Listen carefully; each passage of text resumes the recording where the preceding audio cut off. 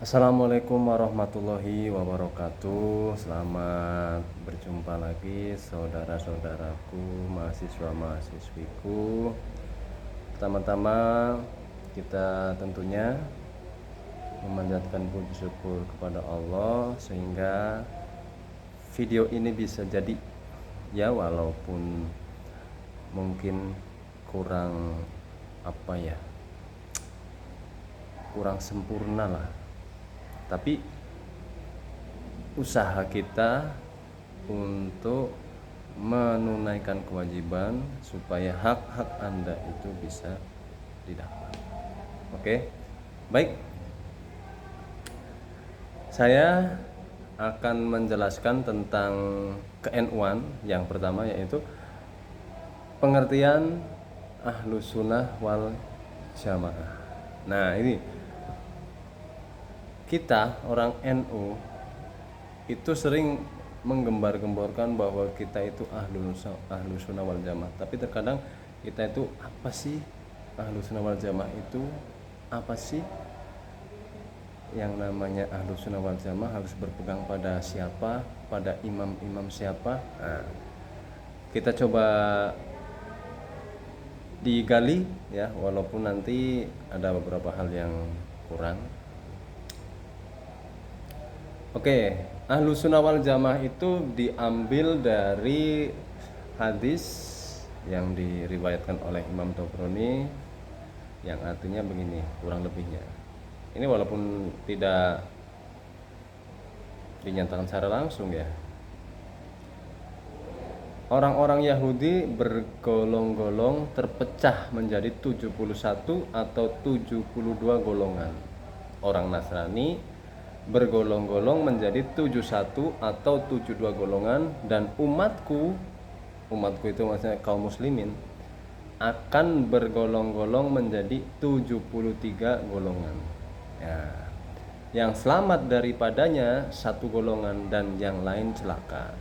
Ditanyakan oleh para sahabat, siapakah yang selamat itu ya Rasulullah? Rasulullah menjawab, Ahlus Sunnah wal Jamaah. Dan para sahabat tanya lagi, apa itu Ahlus Sunnah wal Jamaah ya Rasulullah? Rasulullah menjawab, apa yang aku berada di atasnya hari ini dan beserta para sahabatku. Diajarkan oleh Rasulullah dan diamalkan beserta para sahabat. Nah, maksudnya apa? Apa yang aku berada di atasnya hari ini dan beserta para sahabatku, yaitu ibadah-ibadah baik fikih, pemikiran yang diajarkan oleh Rasulullah. Rasulullah mengajarkan para sahabat mengajarkan para sahabat yang lain, lanjut menuju para guru-guru kita, ulama-ulama kita. Makanya kan ulama itu al-ulamaul warasatul anbiya. Ulama itu pewaris para nabi. Maksudnya pewaris apa? Ilmunya. Nah, jadi kita kalau mau bicara tentang mencari guru, ada yang namanya sanad keilmuan. Nah, sanad keilmuan itu rantai. Semisal begini, sanad keilmuan itu seperti ini. Misal saya ngasih berita kepada si A, misalkan, bahwa berita yang saya kabarkan adalah di sana itu nantinya akan muncul atau lahar dari gunung Merapi itu meletus misalkan. Pernyataan saya itu dari siapa? Dari guru saya. Guru saya itu kata siapa? Kata gurunya lagi. Kata gurunya lagi sampai kepada sabda Rasulullah. Nah, itu namanya sanad keilmuan. Sanad keilmuan kita yang kita pelajari itu sampai enggak sanad keilmuannya sampai kepada Rasulullah? Kalau enggak sampai, maka patut diragukan. Jadi satu kali lagi, hati-hati kalau mencari guru. Nah, begitu maksudnya. Oke, lanjut ke masalah Ahlus Sunnah wal Jamaah. Oke. Kiai Hasyim Asy'ari tentunya pendiri Nahdlatul Ulama, salah satu pendiri Nahdlatul Ulama, juga menukilkan Ahlus Sunnah wal Jamaah itu apa dalam kitabnya Ziyadah At-Ta'liqah Nah, yang artinya adapun Ahlussunnah wal Jamaah adalah kelompok ahli tafsir, ahli hadis, ahli fikih. Merekalah yang mengikuti dan berpegang teguh dengan sunnah Nabi dan sunnah Khulafaur Rasyidin setelahnya. Maksudnya apa? Berpegang pada sunnah Rasulullah dan Khulafaur Rasyidin. Khulafaur Rasyidin itu siapa? 4 sahabat: Abu Bakar, Umar, Utsman, wa Ali. Nah, keempat ini nantinya juga punya murid.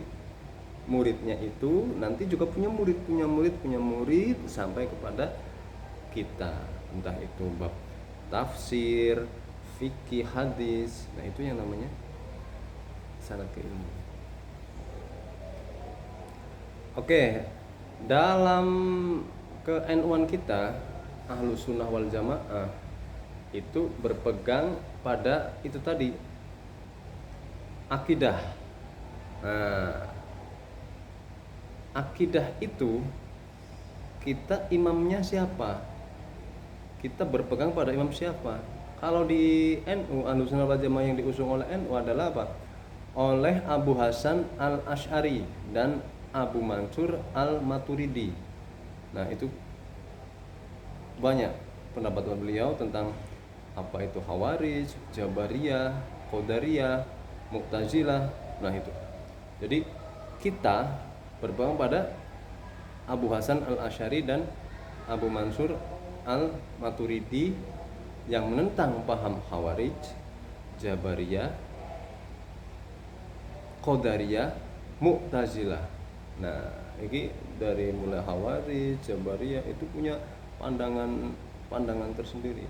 Atau contoh, Jabariyah itu cenderung tekstual. Nah, tekstual itu berbahaya.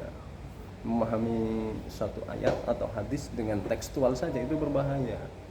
Padahal yang namanya hadis itu ada asbabul wuruj. Nah, jadi konteksnya apa? Rasulullah bersabda seperti itu, konteksnya apa? Jangan sampai kita tekstual. Pokoknya hadisnya berbunyi ini. Jadi no comment. Pokoknya kayak gini. Satu contoh begini.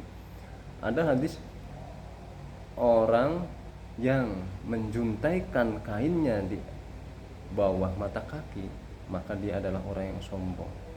Kalau diaplikasikan pada zaman sekarang, ya kalian lihat sendiri kan, ada saudara-saudara kita yang di atas mata kaki itu sunnah, ya benar sunnah, cuma tidak lantas mengatakan bahwa saudara-saudara yang memakai celana di bawah mata kaki itu sombong. Enggak. Pada zaman itu memang orang-orang kaya, orang-orang yang berduit itu kalau punya uang itu kainnya itu bisa sampai lebih dari mata kaki. Kadang-kadang itu kakinya juga tertutup, berjuntai-juntai. Kalian kan udah pernah lihat kan semacam apa, pengantin yang belakangnya itu sampai di apa, bergeser-geser kayak gitu. Wah, nah itu mereka dulu itu sebagai lambang bahwa saya adalah orang kaya, makanya kain saya itu sampai lebihan kayak gini. Itu dulu lah. Kalau sekarang kesombongan itu tidak bisa diukur dengan panjang pendeknya kain yang kita pakai, tidak bisa. Oke. Di bab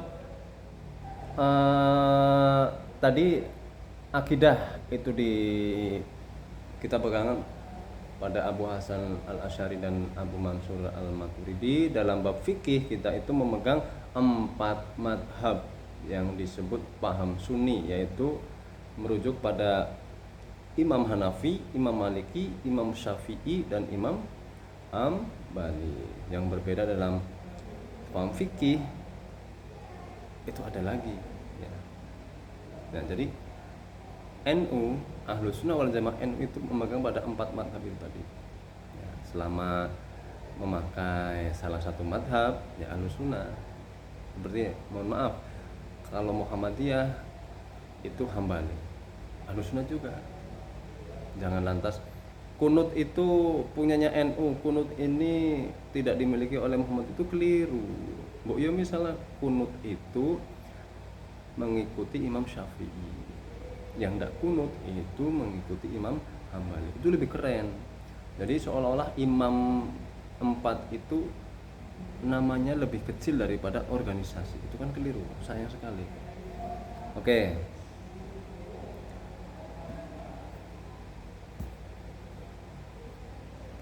Jadi pengertian dari Ahlussunnah wal Jamaah dalam bidang tasawuf, imam yang kita ikuti dalam bidang tasawuf adalah Imam Junaid. Kalau biasa disebut itu Imam Al-Junaidi Al-Baghdadi. Tentunya dari namanya aja kita udah tahu kan, Baghdadi itu berasal dari mana? Irak. Lantas kenapa NU itu mengikuti Ahlussunnah wal Jamaah? Nah, tentunya kita itu menganut Ahlussunnah wal Jamaah itu sudah memenuhi kriteria-kriteria yang disebutkan atau dijelaskan oleh hadis Rasulullah yang di atas tadi, yaitu orang-orang yang selamat hanya satu, yaitu yang mengikuti Rasulullah, Khulafaur Rasyidin dan setelahnya. Nah, ini selama itu kita mengikuti beliau, hadis beliau, insya Allah kita itu termasuk Ahlussunnah wal Jamaah. Terus ciri yang paling mendasar itu kalau memang benar-benar Ahlussunnah wal Jamaah dalam bab tasawuf itu kita tidak boleh atau dilarang keras untuk saling mengkafirkan. Mengkafirkan itu bukan lantas kamu kafir sekarang, enggak. Mengkafirkan itu dalam arti yang luas itu serba menyalahkan pendapat orang lain, peribadahan orang lain. Sudah terjadi di lingkungan kita bahwasanya ada beberapa kelompok yang kalau cara beribadahnya tidak sesuai dengan kelompok mereka, maka kita itu kafir. Nah, ini kan disayangkan sekali. Logikanya begini, Rasulullah itu mengajak manusia supaya menjadi muslim, bukan kafir lagi. Tapi kok umatnya sekarang mengkafir-kafirkan orang yang sudah jelas-jelas masuk Islam. Itu kan sangat kacau sekali. Nah, jadi logika yang seperti itu tidak bisa dicerna menurut saya. Oke. Mengapa NU itu menganut Ahlussunnah wal Jamaah? Ada alasan lain lagi dari hadis yang diriwayatkan oleh Abu Daud dan Turmuzi, bahwa beliau bilang itu hadis ini hadis sahih, bahwasanya dari Abu Najih Al-Irbad bin Syariyah radhiyallahu anhu, dia berkata, Rasulullah SAW memberikan kami nasihat yang membuat hati kami bergetar dan air mata kami bercucuran. Maka kami berkata, ya Rasulullah, seakan-akan ini merupakan nasihat perpisahan, maka berilah wasiat. Rasulullah SAW bersabda, saya wasiatkan kalian untuk bertakwa kepada Allah, tunduk dan patuh kepada pimpinan kalian, meskipun yang memimpin kalian adalah seorang budak.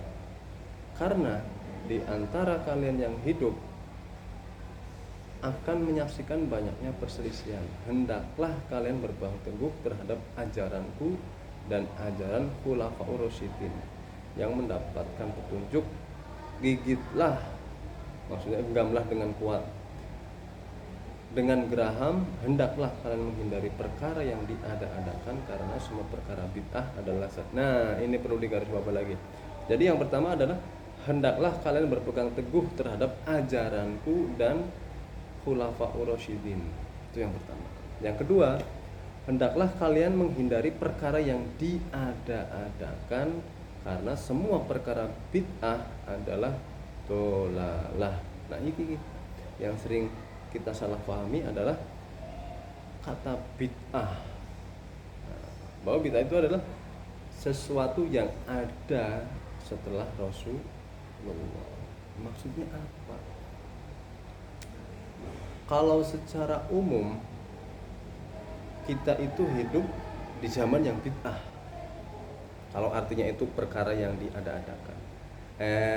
Bukan perkara yang bid'ah, ada pengertian bahwa bid'ah itu sesuatu yang dikerjakan setelah Rasulullah tidak ada dan sesuatu itu tidak diajarkan oleh Rasulullah. Ini kalau disalah paham, ini nanti jatuhnya kayak tetangga-tetangga kita, saudara-saudara kita yang mengklaim kebenarannya sendiri. Perkara yang diada-adakan adalah apa? Tentunya di akhir kalimat adalah perkara bid'ah adalah sesat. Ya jelas yang diada-adakan itu yang banyak mudorotnya, yang menjauhkan kita dari ridho Allah. Selama mendekatkan diri dan mendapatkan ridho Allah, tidak masalah. Ajaranku dan ajaran Khulafaur Rasyidin, ya kan? Saya pernah dengar dari kiai saya begini, masalah tarawih saja. Jadi Rasulullah itu tidak mengajarkan tarawih sampai 20 rakaat ditambah witir 3 rakaat. Itu enggak. Siapa yang mengajarkan? Umar bin Khattab. Kalau ditanya oleh sahabatnya, kenapa sampean kok malah lebih dari Rasulullah? Semakin banyak semakin bagus. Masa orang sholat enggak boleh sih? Kurang lebih seperti itu pernyataan dari guru saya, cerita guru saya. Jadi kita itu tidak mengada-adakan, tapi jelas-jelas kita itu mengikuti Khulafaur Rasyidin dan para ulama. Ya, kalau misalkan bid'ah semuanya adalah sesat, itu keliru. Tidak bisa disamaratakan. Sesuatu yang baru setelah Rasulullah. Nah, itu ada video di YouTube itu lucu, orang-orang yang mengatakan bid'ah sebagainya. Mungkin kalian pernah lihat. Jadi orang itu naik taksi, si supirnya itu lagi nyalain apa itu, tip recorder itu, kasetan itu, nyanyi, disuruh matiin sama penumpangnya. Matikan, itu bid'ah. Nah, turutin. Apa itu AC? Matikan, itu bid'ah. Sampai beberapa kali bid'ah semua. Dan kata si penumpang tadi, karena bid'ah adalah sesat. Saking udah keselnya itu, supirnya berhenti di tengah jalan. Si penumpang tanya, kenapa berhenti? Kan belum sampai. Ke belakang, buka pintu belakang, ditarik ke penumpang. Udah sekarang turun, sampai sini aja. Kenapa saya belum sampai di tujuan? Sampean iku dari tadi naiki bid'ah, mobil iki bid'ah. Kalau sampean mau kayak Rasulullah, pakai aja onta sana. Iku apa, cuplikan lucu, tapi bisa diambil pelajaran bahwasanya orangnya yang sering membid'ahkan itu tidak sadar bahwa dia juga melakukan bid'ah. Kecenderungan di Indonesia adalah apa?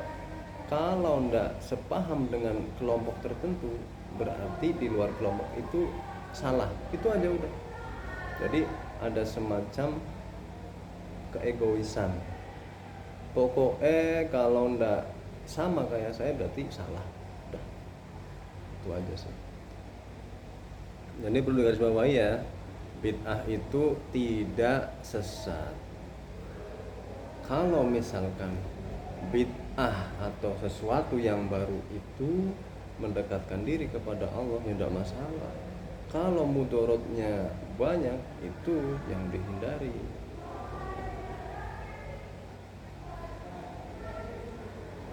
Saya rasa pengertian dari bid'ah seperti itu ya. Silahkan nanti mahasiswa-mahasiswi mengikuti kuis dan silahkan dibalas di jawabannya itu dikirim lewat komentar aja ya. Seperti atau sesuai dengan kesepakatan yang kemarin. Saya rasa cukup sekian untuk video pertama kita. Kurang lebihnya saya mohon maaf. Wassalamualaikum warahmatullahi wabarakatuh.